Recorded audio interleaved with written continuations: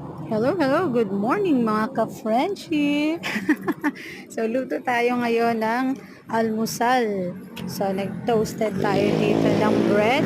Ayan. So, nilagyan ko ng star margarine at saka ng konting sugar yung ating toasted bread.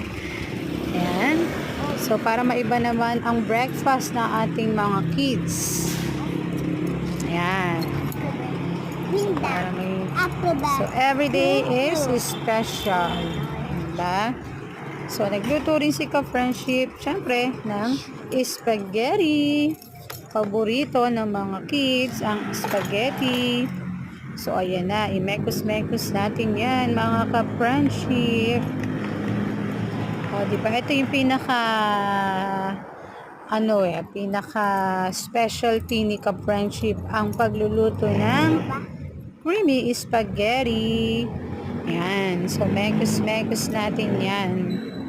So, 1 kilo yung niluto ko nga pala mga ka-friendship para almusal na rin at saka merienda na din. Diba? Para hindi sayang yung gasol. O sige mga ka-friendship, kami ay kakain na ng masarap na almusal. At syempre, don't forget to thank God. Thank you Lord God for this, for everything.